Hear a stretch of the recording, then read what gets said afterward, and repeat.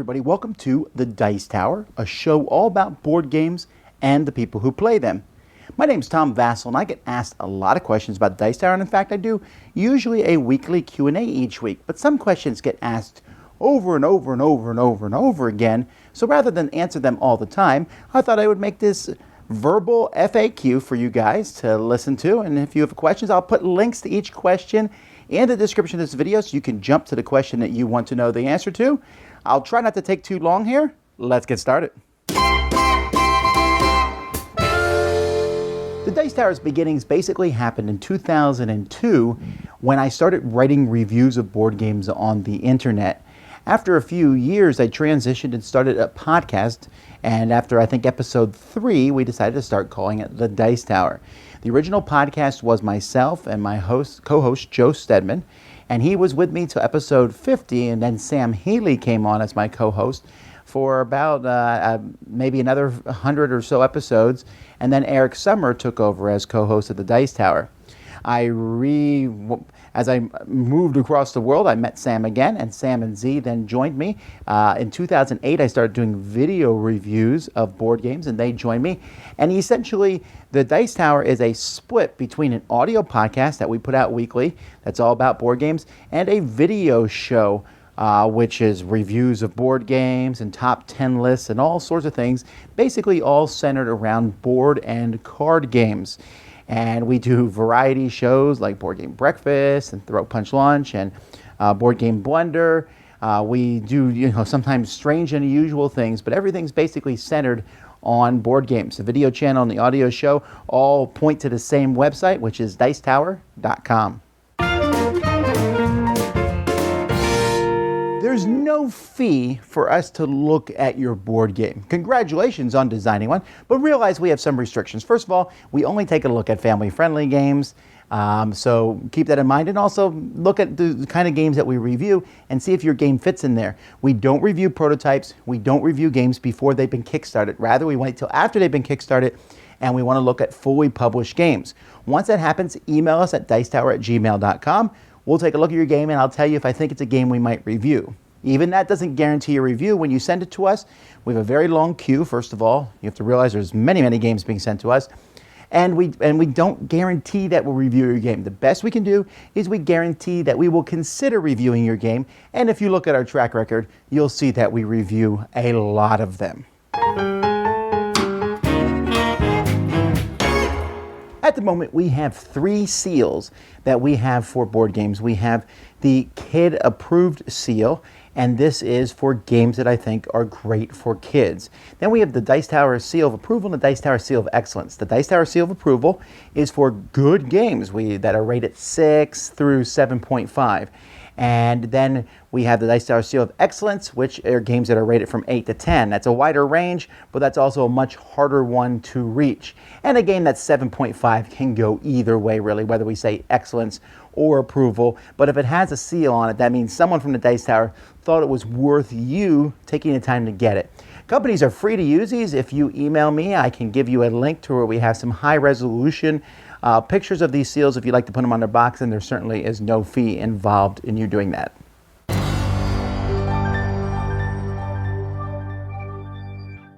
We don't really have set times or announced times for when we put out our games. The simple fact is, if we haven't reviewed a game yet, just give us a chance. We'll get to it as soon as we can. But when we pick our games to review, we pick the ones that interest us the most, or the ones that we think the most people want to know about.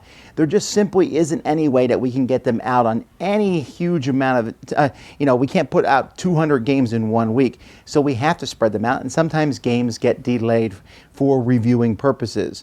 I usually do at my Board Game Breakfast give some indication of what games we are coming out with that week, but even then that's not set in stone. Sometimes things get in the way. Sometimes we feel like we need to play it some more before we review it. But trust us, we're trying to get to these games as quickly as we can. We simply don't have the time to answer every personal question that people send us like this for a couple reasons. One, like I said, is that we don't have a lot of time to do it. But 2, we really don't know you. And 3, this is the exact reason we actually do our reviews and top 10s and other videos, is so you can look at those. And so we kind of point you towards those to check it out. But here's the deal. There is a great resource that you can take advantage for this. If you go to our forums, which are hosted on BoardGameGeek.com, I mean, you can just go to that website, but if you go to our forums, you can find a link on DiceTower.com on the forums section there. You can find a lot of people who will gladly give you advice. You can say, what do you think about these 3 games? And people say, I like that game, I like that game. And you'll get a lot of great advice that answers your question there. The best way to look at me in reference to Dice Tower Con is to think of me as the convention's host. You come in, I'm the guy who says, welcome, and I'm going to try to make sure everybody there is having a great time. And during the convention, I work really hard, and we run shows, and we do a lot of things at the convention. But the convention itself is run by Patrick Haver and a whole team of people who put it together. They run the finances, they make the major decisions. I'm certainly consulted on a lot of what goes on, and I have a lot of direction into where the con's going to be. But basically, I'm more of, like I said, the host of the convention. Now, when it comes to Dice Tower Cruise, I have a little bit more control of that one right now because I'm getting it started, although most of the details and direction of the cruise are being handed by Jason Levine, and he's setting all that up, although he's running things by me. And this will maybe change because as of me recording this, we haven't even gone on our first cruise yet, although it's only a week or so away, and we're excited about that. But things that will probably evolve and change as time goes by. The Jack Vasel Memorial Fund is a charity organization that I am the president of, but the Jack Vasel Memorial Fund is a completely separate entity than the Dice Tower. The only really connection between them is that I run both of them. The Jack Vasel Memorial Fund is named after my son, who was born 2 months premature, and the day he was born, he caught meningitis, and he lived for 2 wonderful months and then sadly passed away. And the gaming community was incredibly gracious towards me in that time, and I wanted to pay it forward a little bit. So we started an organization, which you can find all about at jackvasel.org. And when gamers have desperate needs and catastrophic things happen to them, we want to be an organization that says, let us help a little bit in this situation. And you can see many different ways that we help there and find more information on how to support or if you need to fund at that website.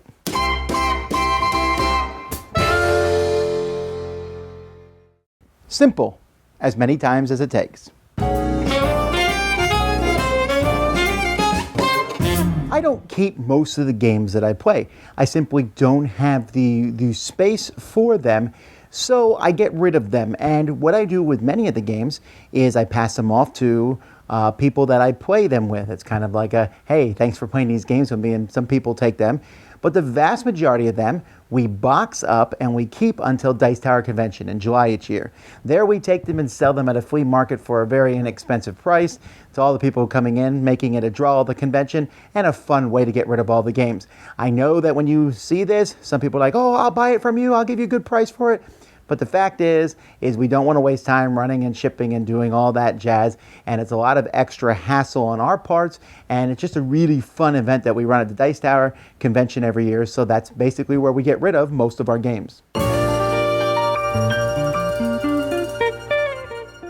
Now my collection looks really big when you see it in the videos, but the fact is there's about 350 games in my collection, give or take 10 or so. And I have a pretty strict policy that when I decide to keep a game, I have to get rid of one of these games. And that's due to size restrictions, but also because how many games can any one person play? And so how do I pick which ones to keep? If I love them and think they're amazing. I mean, there are games I really think are fantastic, but I still don't keep them because they have to be better than these. But then how do I choose which one to get rid of and which one to keep? Usually just box size. So it's kind of a random, not random, it's something I think about a lot. And it's with heavy heart that I get rid of some of these, but I find that I don't miss them that much. You'll hear Sam and me often talk about Korea because we were both over there. Actually, we were over there teaching together. I was in Korea for just under a decade. I went there for 6 months to teach my father-in-law, teaching English as a second language. Really enjoyed it and just kept staying. Most of my children were actually born in Korea. I did many different things there. I taught high school math and finally ended many years as a pastor of a church there. We now live in Homestead, Florida, which is south of Miami, and I'm still involved in First Baptist Church at Cutler Ridge, where I work mostly with the youth and the worship and praise team.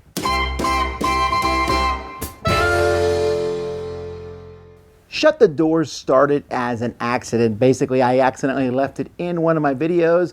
I was editing, one of my kids came in, and they left because they realized I was recording, and I said, shut the door, and I accidentally left that in the video. And I just decided to make it something funny, and we've been running with it for many years at this point in time.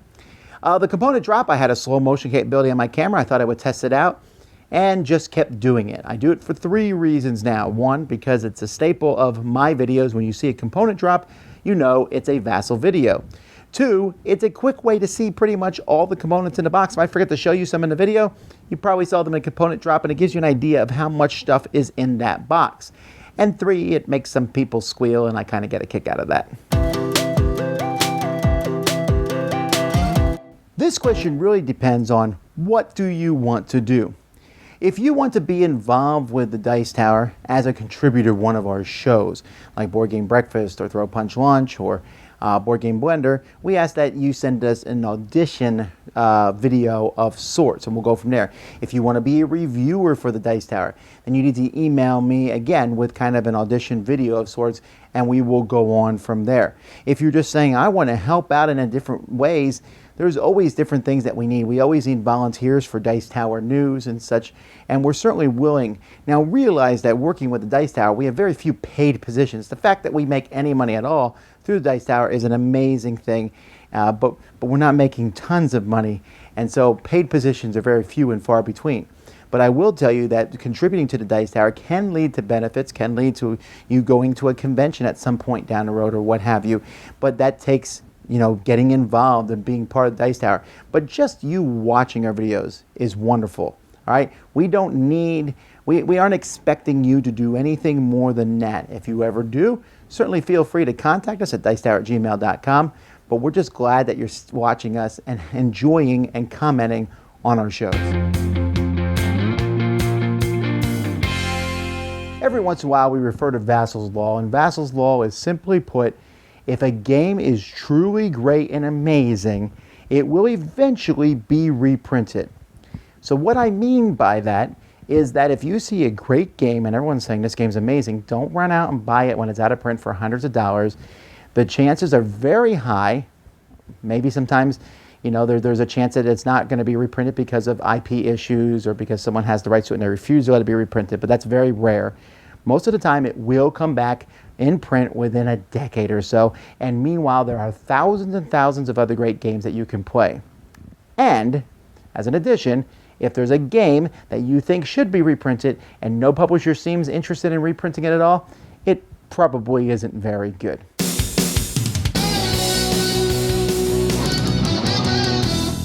Of course, you are welcome to come gaming with us. Now, it may be difficult to find out when we're gaming or where we'll be. Sometimes we're around the country at different conventions and such.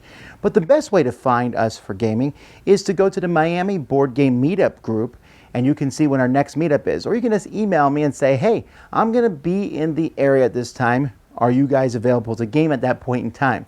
Now, we may not make a special game day for you. That's usually because we have family events and other things going on.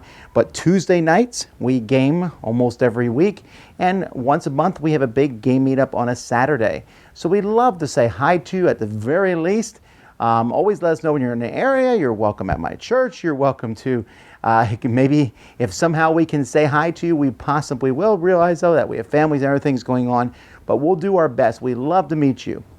And that is pretty much it for this FAQ. I am sure that I will probably within a month have to make a second one of these with all the questions that I missed for this one and probably more questions that people want to know about. But I do a weekly Q&A session, usually on Mondays that you can find. I stream them live. You can be involved or you can just go watch them later on. Folks, the Dice Tower is possible because of people like you. Thank you so much for being involved. Until next time, I'm Tom Vasel, and this has been the Dice Tower FAQ.